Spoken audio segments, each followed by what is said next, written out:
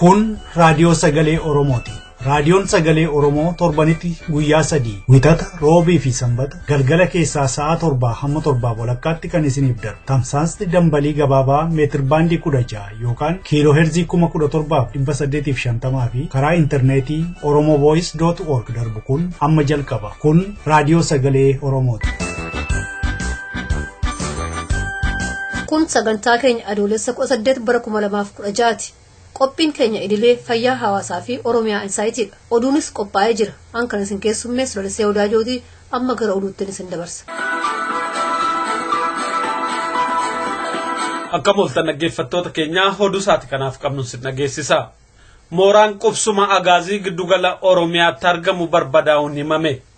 Oduun nu ga'ee akka addeessutu godina Shawaa Lixaa aanaa Adaa Bargaa Mogoritti bakka qubsuma waraana agaazii adoolessa 14 bara 2016 guutumaan guutuutti barbadaa'ee jira. Waraanni agaazii ji'oottan 8tiif Mogar magaalaa Reejjii keessa buufachuudhaan uummata ajjeesaa dararaa fi hidhaatti guursisaa ture. Waraana agaazii duraan achi ture kaasanii gara biraatti geessuudhaan kanneen iddoo biraa turan gara Mogoritti fiduuf yemmuu waljijjiirraan taasisamutti qeerroon naannichaa bakka qubsuma kanaarratti tarkaanfii ibiddaa fudhachuudhaan guutumaan guutuutti daaressee jira. Waraanni agaazii iddoo biraatii dhufee gara Mogor yemmuu dhaqqabutti bakki qubsuma isaanii barbadeeffamuunsaa hedduu waan aarseef uummata naannoo shoror keessaa akka ture odeessinu ga'ee addeesseera. Guyyuma wal fakkaatu konkolaataa abbaa qabeenyaa warshaa simintoo Dangote irrattis tarkaanfiin fudhatamuun beekame. Abbaan qabeenyaa warshaa Dangote harka mirgaa mootummaa wayyaanee ta'uudhaan mooraa warshichaa keessa waraana qubsiisee nyaachisuudhaan uummata ficcisiisaa jira jedha odeessinu ga'e. Uummanniif qeerroon Mogor mormii ji'oottan 8 darban guutummaa Oromiyaatti gaggeeffamaa jiru wal qabate waraana wayyaaneen boqonnaa dhorkachaa akka jiran kan beekamu. Oduu wal qabateen achuma giddugala Oromiyaa keessatti diddaan barattootaatti fufee akka jiru beekameera. Magaalaa Jalduuf naannoo ishiittis barattoonni Oromoo guyyaa kaleessaa diddaa gaggeessaniin haga yoonaatti barattoonni 6 poolisoota wayyaaneetiin miidhamuun beekameera. Kana malees uummata hedduu hidhamaa akka jiruu fi barattoonni hedduu ammallee falmaa isaaniitti fufanii akka jiran beekameera. Guyyaa har'as bakka garaagaraatti dhaadannoon diddaa mul'isuu fi mormii mootummaa wayyaanee irratti qaban agarsiisu dhageessifamaa akka jiru odeessi nu ga'e addeesseera. Akka odeessaa nu ga'etti yeroo ammaa diddaa naannoo sanatti gaggeeffamaa jiruun Gincirraa gara Jalduu fi Gindabarat kan deemu konkolaataan addaan citee jira. Uummati naannoos diddaasaa jabeessee akka itti fufe oduun kun addeesseera. Mootummaa wayyaanee namoota 9 basaasummaadhaan adabuun dhaga'ame. Oduun nu ga'e akka addeessutti namoota hidhaan adabaman gariin isaanii lammii Eertiraa yoo ta'an gariin immoo lammii Itoophiyaa kan dhaloota Tigraay akka ta'an beekameera.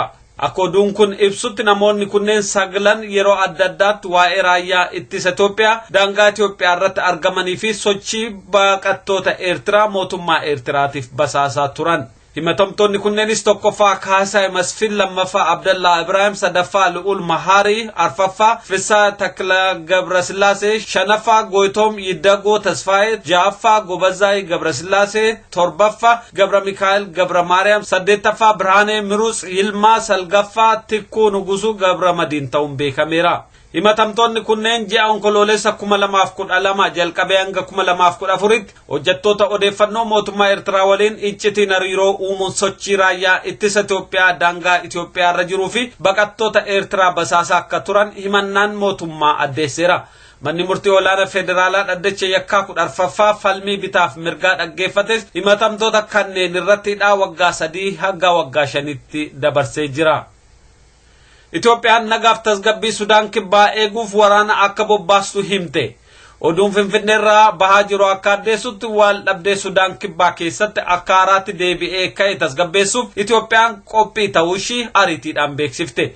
Waligalteen nageenya Sudaan kibbaa akka hojiitti hiikamuuf biyyattiin ammayyuu Igaad waliin ta'uun deeggarsa ishii kan itti fuftu ta'uu Itoophiyaan beeksiftee jirti. Odeessi mootummaa Itoophiyaa irraa ba'es akka addeessutti nageenya biyyattii deebisuuf Itoophiyaan akkuma kanaan dura ga'ee ishii ni baate. Nagaa Sudaan kibbaa eegsisuuf humnoota naannoo sanatti bobba'an 13,500 keessaa 8,300 kan Itoophiyaa ta'uun beekamaadha. torban darbee magaalaa guddittuu Sudaan kibbaa Juubbaatti humnooti garee pireezidaant Salvaa Kiirii fi deeggartoonni Riich Machaar walitti bu'iinsa uumaniin namoonni 300 ol du'uun isaanii kan yaadatamu. Itoophiyaan immoo dantaa guddaa waan irraa qabduuf daddaftee humna ishee achitti bobbaasuuf jirti. Kun garuu biyyoota hedduu biratti hin jaalatamne. Warri Sudaan kibbaa gariin jeequmsa nageenyaa Sudaan kibbaatiif itti gaafatamtoonni Itoophiyaadha jechaa jiru. Diddaan Gondor kaabaa keessatti deemaa ture kan hidhannoon deeggarame garee mormituun kan ijaarame jechuun mootummaa wayyaanee beeksise. Dameen kaaf odeeffannoo wayyaanee haasawaa bilbilaa gareen kun yeroo adda addaatti gochaa turettiin jedhes gadhiisee jira. Haasawaa kanarraa akka hubatamutti gareen naannoo san keessa socho'u ijaarsaaf leenjii irratti argama. Kana malees humnoota yeroo adda addaatti mootummaaf lukkee ta'an akkaataa tarkaanfiin irratti fudhatamu yeroo karoorsan kan saaxiluudha. እሱን እንደው ዝም ብላችሁ ማለት ያለባችሁ አይመስለኝም። ልክ ነው። እናንተንም አደጋ ላይ ሊጥል የሚችል እሱ ነው። ምክንያቱም እንደዚህ አይነቱ ነው ሲወገድ ሌላውም ሞራል የሚያገኘው ለሌላው መቀጣጫ ነው እንደዚህ አይነቱና እዚህ ላይ ያስቡበት እያሰብነ ነው አሁን ቦታከን ነው እንጂ እያሰብነ ነው ከሱ ላይ ያስቡበት የሚያስፈልገውን ምናምን ግዴል ለማይዘው ምንም በእርዳታ በኩል ወደ ኋላ የምንለው ነገር አይደለም። ይሄ የኛ የራሳችን ስራ ነው። በቃ አዲግ ነው። ታማኝ የሆኑ ልጆች ልክ እንደቀን የማናቸው ልጆች ናቸው እነሱ። Akka wayyaaneen jettutti waraabbiin kun yeroo hedduu hordofame otoo miidhaa guddaa hin geessisin kan to'annaa jala oolfamedha. Diddaa kanaan magaalaa Gondoritti humnooti nageenya wayyaanee 11 fi lammiileen nagaa 5 lubbuun isaanii darbuun yeroo adda addaatti himamaa tureera. Humnoonni nageenyaaf lammiileen nagaa 11 akka miidhaman himameera. Haa ta'uti odeessa karaa bilbilaa ifa godhame kana namoota hedduu shakkiidhaan ilaalan. Mootummaa wayyaanee yeroo adda addaatti diraamaa kijibaa qopheessuudhaan uummataaf dhiyeessaa turuusaa yaadachiisuun kunis diraamaa beekaa uummata dogoggorsuudhaaf dhiyaate kanneen jedhan hedduudha. Mootummaa wayyaanee waldhabbee naannoo walqaa'itiin walqabatee ka'ee dhaamsuudhaaf beekaa kan itti yaadee qopheesse jechuudhaan balaaleffatu kun garuu qaama biraatiif waan mirkanaa'e miti. Oduu isaati kanaaf qabnu kanumaa qophii keenyaa fi waliin nagaannoo tura.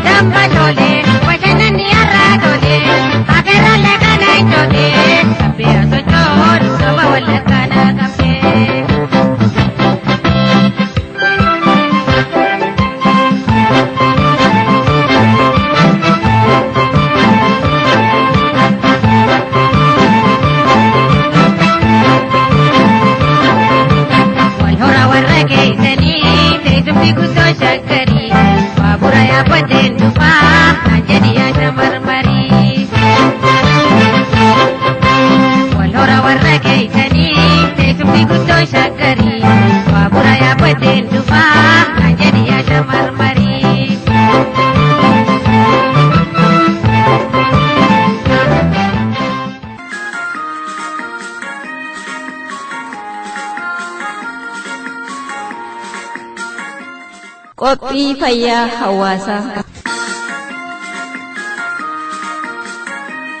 Irra deebinee akkam jirtu jenna kabajamtoota dhaggeeffattoota qophii fayyaa hawaasaa. Qophiin fayyaa hawaasaa amma isinii dhiyaata. Mata dureen har'aa wal dhabbii fi araara jedha. Kan qopheessee isinii dhiyeesses Analeensaa Dinqaati. Itti dhiyaadhaa.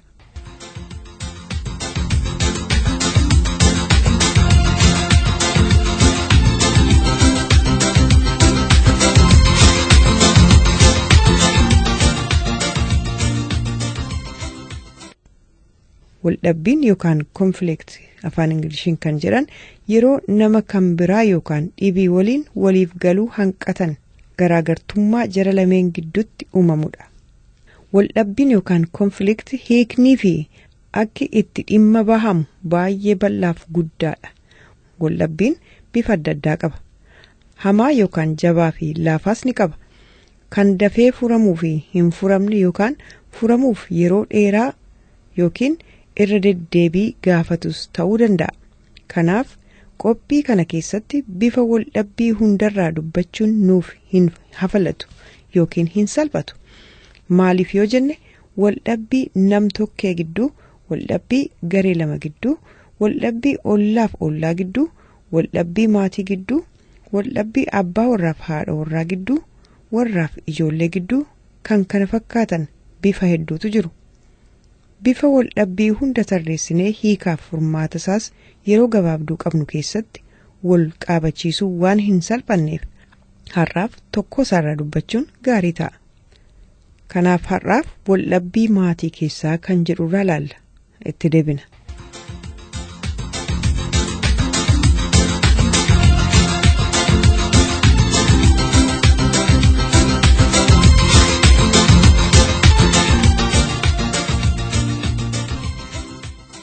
Waldhabbiin maatii keessatti keessattuu abbaa warraa fi haadha warraa gidduutti yeroo kamuu uumamuu fi argamuu danda'a. Maddi yookaan bu'uurrii fi irraa ka'umsi waldhabbii maatii keessaas adda adda. Laafaa yookaan jabaa ta'uus danda'a jechuudha. Waldhabbiin warraa yookaan abbaa warraa fi haadha warraa jechuukooti. Yeroon itti ijaaraa ta'e mul'atus ni jira. Fakkeenyaaf waldhabbiin abbaa warraa fi haadha warraa gidduutti yeroo uumamu yoo isaan lameen wal mari'atanii kan furatan yoo ta'e waldhabbiin kun akka isaan yaada ofii waliif ibsanii fi wal hubatan isaan gargaara. Abbaa warraa fi haadhi warraa waan isaan lameen gidduutti waldhabbii uume ifa baasanii yoo walitti dubbatanii fi furmaata ijaaraa irrattis yoo waliif galan waldhabbiin isaan lameen gidduu kun waldhabbii ijaaraadha jechuutu danda'ama.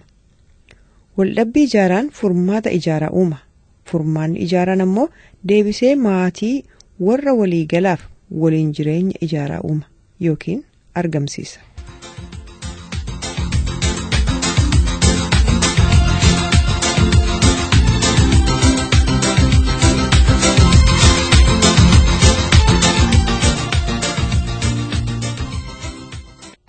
Waldhabbii diigaan warra gidduu hoo maali? Waldhabbiin uumame wal hubannaa fi mareedhaan yoo furamuu dhabe gara wal diiguutti geessa. Waldhabbiin warra gidduu yookaan abbaa warraa fi haadha warraa gidduu maatii isaanii keessatti jeequmsa uuma. Maatiin jeeqame jechuun ammoo yaadaan adda adda bahan jechuudha. Maatiin yaadaan adda adda bahe ammoo ni tamsa'a. Kanaaf waldhabbii diigaan maatii tamsaasa. Waldhabbii ijaaraan garuu maatii ijaara. Bultii isaanii jabeessa, miidhegsa.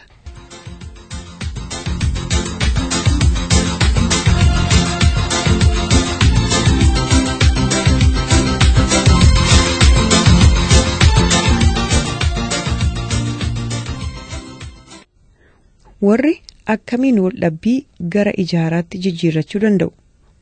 Waldhabbii diigaas akkamiin ofirraa dhorkuus danda'u? Dubbii babal'isuutti jarjaruurraa of qabuudha.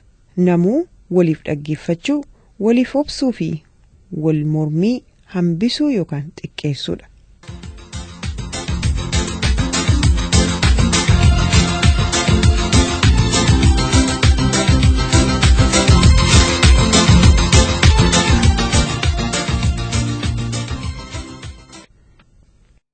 akka aadaa safuu fi dabraa dabarsa Oromootti waldhabbiin maatii keessatti yoo uumame akkaataa wal gorsatan walitti dubbatanii fi himan aadaa of danda'e akka qabu seenaan qormaata Oromoo taasifame waan ibsu qaba. Haa ta'u malee akkuma qaamni hawaasichaa haala addunyaan keessa jirtuun wal fudhataa deemuun akkaataan waldhabbii maatii keessaa itti furatan bifa isaa geeddarachaa deema. Waldhabbiin maatii keessatti yoo uumame akkamiin wal hubannoodhaan furachuutu danda'ama kan jedhu yaadaa fi fala adda addaa beektonni akeekan ilaalchisee qophii keenya dhufu keessatti ilaalla. Hangasittuu nagaan nuuf tura.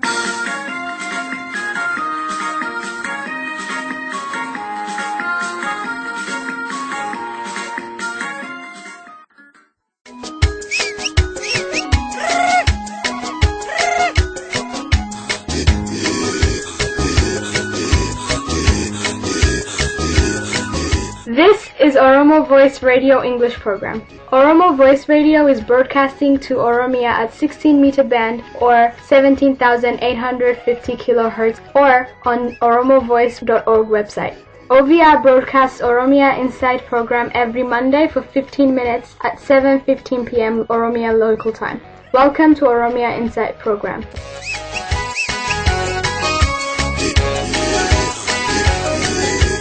Welcome to Oromia Insight. My name is Ali Gelato.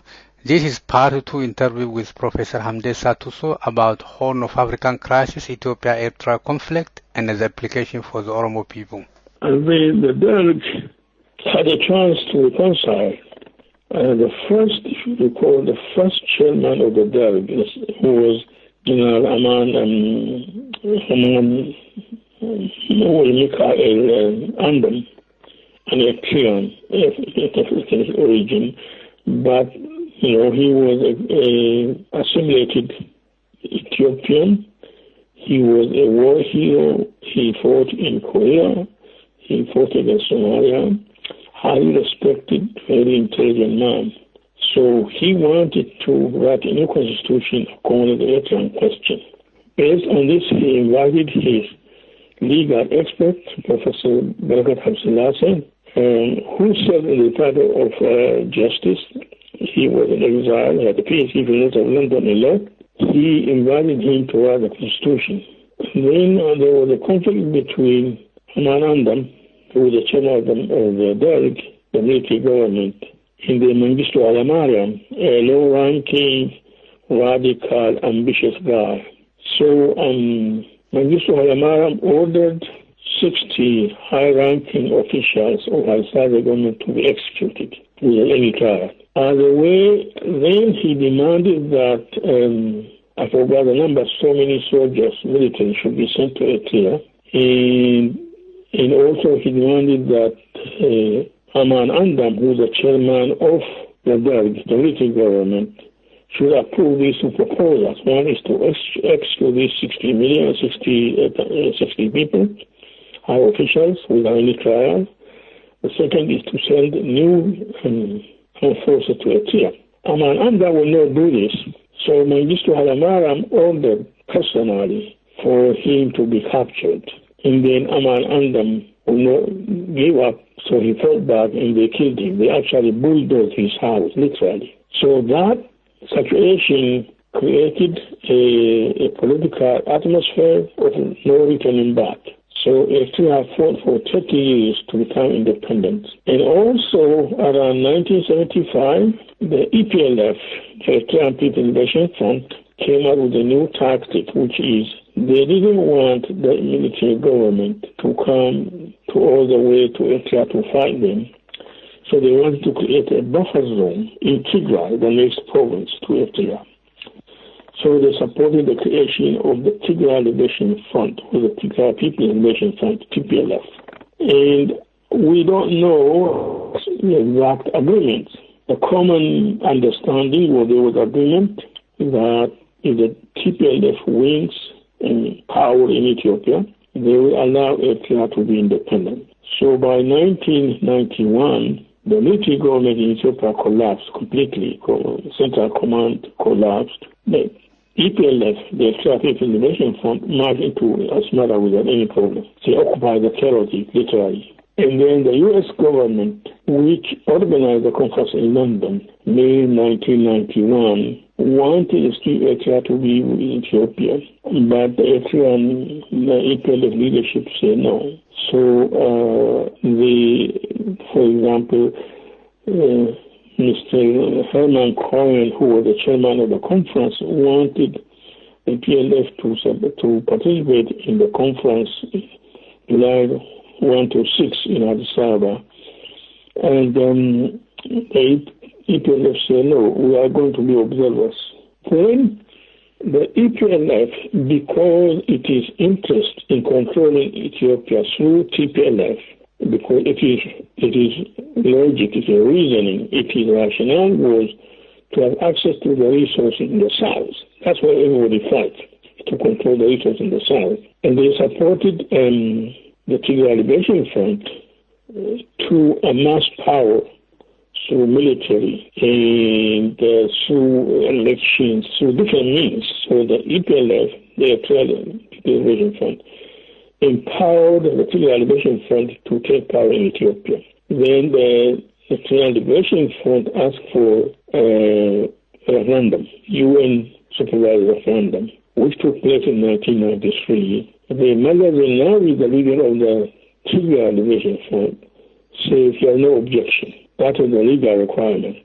So Eritrea became independent in 1993. The power rivalry between Mala Zenawi of the Tigray and Isaias Afwerki of Eritrea emerged because partly, according to internal resources, Isaias Afwerki thought he was superpower. He wanted Eritrea to be some kind of superpower in the Horn of Africa, and he wanted to control events.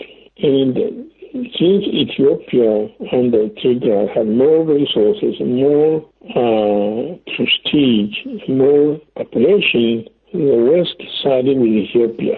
And big investment came to Ethiopia, all kind of advances went to Ethiopia. And then, so Eritrea was isolated.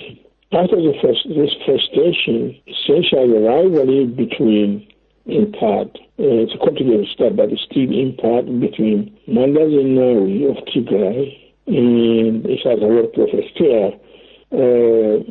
The personal rivalry, hatred toward each other became a big issue. So they had a war in 1998 over a little piece of land, a desert called Badame. Badame was really not an issue. The issue was Isaias Afwerki wanted to weaken the Tigrayan government. The Tigrayan dominated Ethiopia.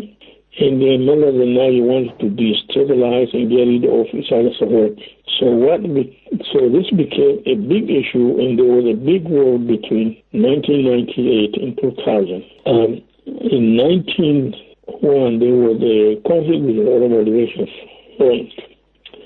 I organized the Shanataja Suma, the five of us, and I traveled to Eritrea during that period between 2001 2004 to Eritrea 4 times. During that time, I learned that this detailed animosity between two individuals, also the claims. The common expression was that the Eritreans said that Mala Zenawi betrayed them, and he actually expelled ethnic groups, people of Eritrean heritage, which neither the Derg or the Impressionnat government did. So it was very nasty. What the issue was, the political game was, Isaias Afwerki government wanted to stabilize the system so that the Tigrayans will not stay in power. And Mala Zenawi will really need to do the same. He is a big issue for the Eritreans. When they were fighting against the regime of Emperor Selassie or the regime of the Derg, the jets came from Bushoftu, hundreds of miles. But the TPLF created international airport, military base in Tigray. So it takes only 5 minutes for a military jet to fly from Tigray to Eritrea. They can destroy the whole city of Eritrea and Asmara. So this was a major fear. And also for the Tigrayans, they were unpopular, they became dominant, and as long as the government of Isaias Afwerki existed, he is going to destabilize them. That's a fear, existential fear, meaning this is something they cannot lose because they are going to lose everything if they lose this. So this conflict also expressed itself in Somalia. Manda Zenawi supported certain groups. Isaias Afwerki supported another group, particularly some group with Islamic, and then the West condemned Isaias Afwerki, and then eventually Manda Zenawi invaded Somalia. It was a proxy war between Manda Zenawi and Isaias Afwerki. It had nothing to do with Ethiopia and Somalia. So this is how the 1998-2000 war started. The animosity is created. After that, Eritrea allowed some of the opposition groups, groups who aspire to topple the government in Ethiopia, to have the office in Asmara, including the Oromo Liberation Front and other groups. And during last year, there were uproar, there were a lot of demonstrations by Oromos against the regime in Addis Ababa. The regime blamed this on Eritrea, on Isaias Afwerki. And so you have this complicated case, and you have really imbalance of power at the same time incompatible goals. So that is why you have got this sustained conflict or repeated conflict. In both cases, the government are ruled by dictators. And so in part, this is a legacy of colonization. The fact that Eritrea was separated from Ethiopia by Intermlik, he gave Eritrea to Somalia and to Italy. And the Tigrayans are very unhappy with that and resentful because it gave away a major territory which has access to the Red Sea, and then also Tigray were left without much resources. This is also part of the Tigrayan resentment toward the Amhara successive regimes. And that's why essentially they took over the government and then they control it. They are also afraid of the Amhara power. Now, also now of Oromo's potential power. So you have a system whereby antagonists have incompatible goals, but also there's an imbalance of power. There are reports that the government in the two neighboring states are very unpopular and indeed vulnerable. A war is a risky proposition for any government. It costs money, it drains on the military personnel, and of course, you do not know the outcome. Why do you think that such an unpopular regime would be involved in such risky hostile activities? The two regimes, namely the government in Asmara and the regime in Addis Ababa, are both very unpopular. Each regime had its own unique history. Each regime had its own unique source of vulnerability. They have certain things in common. Both are undemocratic, authoritarian, one ethnic based, and then run by dictators. In case of Eritrea, Isaias Afwerki was a brilliant liberation front leader. While they were fighting against the government in Ethiopia under Haile Selassie and under military government, they organized hospitals underground in schools and ran programs for the population where they controlled the territories. It was a brilliant organization. Also, they also understood that the military government of certain regions, such as Tigray, so they wanted to create a buffer zone. So they helped to create the Tigray People's Liberation Front, TPLF, 1975.